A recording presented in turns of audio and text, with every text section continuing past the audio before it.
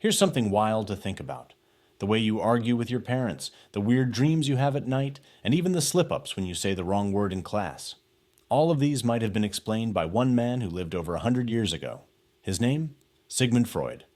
Now, Freud is one of those people you've definitely heard about, but maybe not in the full picture. Some call him the father of psychology. Others call him a quack. But here's the truth. Whether you agree with him or not, Freud completely changed the way we think about the human mind, and the ripple effects of his work are still around us today. Today, we're diving into how Sigmund Freud transformed psychology and left a lasting mark on culture, therapy, and even everyday language. Think about it. Phrases like Freudian slip or ego boost are just casual sayings for us now, but they all trace back to Freud. The very idea of lying on a couch and talking through your feelings with a therapist, that comes from him too. But at the same time, his theories have sparked endless debate, ridicule, and revision. So in this video, we'll break down Freud's key contributions to psychology, how his ideas went beyond science and shaped art, literature, and culture, and finally, the complicated legacy he left behind. By the end, you'll understand why Freud is one of the most influential and controversial figures in modern history. Let's start with Freud's most famous and most shocking idea, the unconscious mind. Before Freud, people thought of the mind as a spotlight. You had thoughts, you had feelings, and they were pretty much what you were aware of in the moment.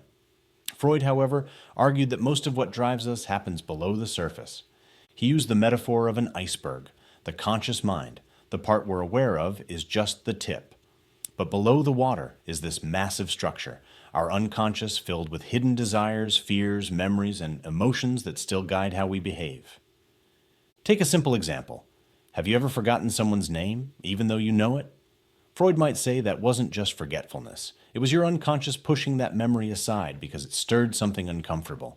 Or maybe you've had a dream that made no sense on the surface, but deep down it reflected a hidden fear or desire.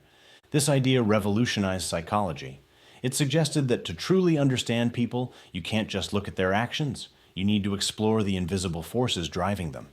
And that opened the door to therapy, art, and even self-reflection in brand new ways. Now, how do you actually get to these unconscious thoughts? Freud's answer was psychoanalysis. Imagine this: a quiet room, a couch, and a patient lying down while a therapist sits nearby, listening carefully. The patient talks freely about dreams, memories, frustrations, and the therapist looks for patterns, slips of the tongue, or recurring themes. Freud believed that if you dug deep enough, you could uncover unconscious conflicts that were causing mental distress. He called it the talking cure. And here's why this was groundbreaking. Before Freud, mental illness was often treated with harsh methods, like confinement, even physical restraints. Freud humanized the process. He said, let's listen to people, let's let them talk. While modern therapy has moved far beyond Freud's original methods, the core idea that talking, reflecting, and working through issues with someone else can heal is still the foundation of therapy today. In fact, if you've ever vented to a friend and felt lighter afterward, you've experienced a little bit of what Freud pioneered. Freud also put childhood in the spotlight in a way no one had before. At the time, many people thought kids were just mini adults, blank slates who would eventually grow up. Freud argued that childhood experiences shape us for life. Now, he came up with very specific and very controversial stages of development, like oral, anal, and phallic stages. Some of his ideas, like the Oedipus complex, are not widely accepted today.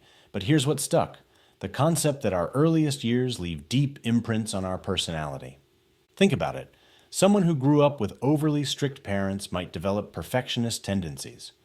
Someone who faced neglect early on might struggle with trust or attachment. Today, we take this idea for granted in psychology, education, and even parenting, but Freud was one of the first to put it on the map. Another contribution that still holds up is Freud's concept of defense mechanisms, the ways our minds protect us from uncomfortable truths or anxiety.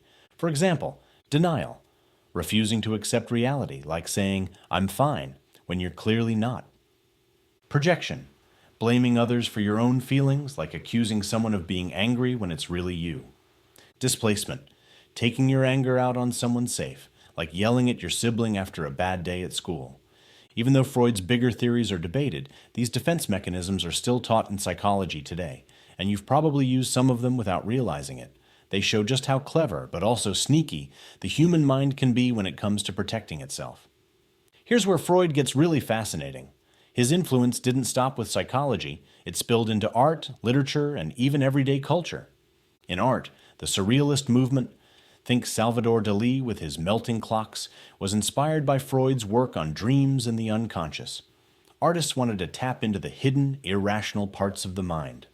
In literature, writers like James Joyce and Franz Kafka explored human desire, fear, and repression, often borrowing straight from Freudian concepts.